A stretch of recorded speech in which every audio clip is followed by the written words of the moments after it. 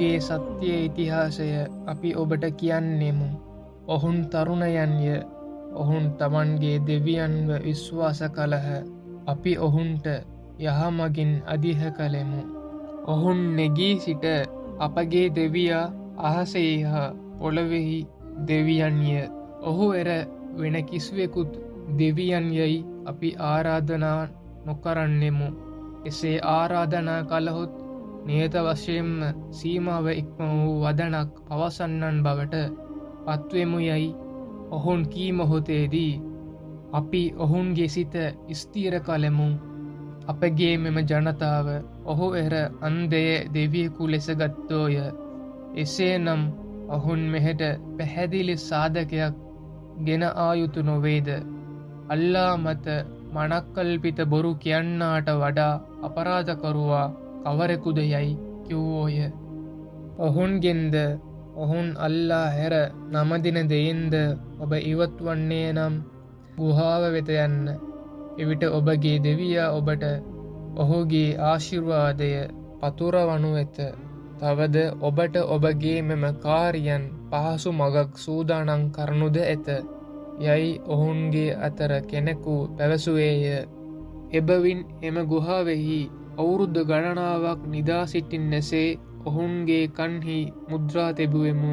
සූර්යාව එය උදෑවෙන විට ඔහුන්ගේ ගුහාවෙන් දකුණු පෙදේසට එය නැඹුරුවීමද එය බැසයනු විට ඔහුන්ගේ වම් පෙදේසින් එය ඔහුන්ව පසු කරයාමද ඔබ දකිනු ඇත. තවද ඔහුන් එහි එක් මැදස්ථානයක සිටින්නෝය. මෙය අල්ලාගේ සාධකයන්හි ඇතිදය. අල්ලා කවුරුන්ට යහමග පෙන්වන්නේද ඔහු යහමග ලැබුවෙක්ය.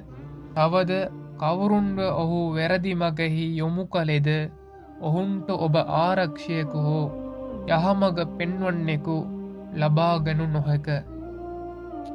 ඔහුන් නිදාගෙන සිටිය වූවද ඔහුන් එහැරගෙන සිටින්නන් වශයෙන්ම ඔබ සිතන්නෙහිය. අපි ඔහුන්ව දකුණු පසට හා වම්පසට හරවමින් සිටින්නෙමු. ඔහුන්ගේ බල්ලා නම් තමන්ගේ ඉදිරිපාතයන් දික්හැරගෙන තොරටුවේ වාඩිගෙන සිටින්නෙහිය යනුවෙන් ඔබ දකින්නෙහිය. ඔහුන්ව ඔබ එබිකම් කර බෙලුවහොත් ඔහුන්ගෙන් ඒත්වී දිවයන්නෙහිය. තවද ඔබ ඔවුන් නිසා ඇති වූ බියෙන් පිරියනු ඇත.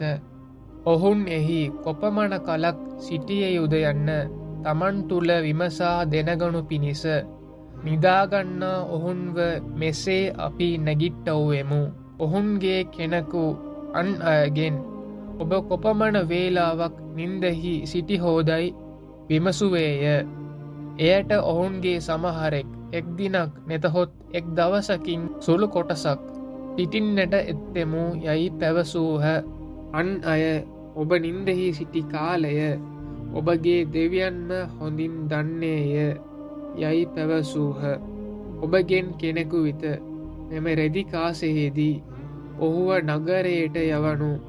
ඔහු එහි ගොස් හොඳ ආහාර ද්‍රව්‍ය යමක් කොහෙද ඇත්තේද යනු සොයා බලා එහෙන් ටිකක් මෙලදී ගෙන එනු.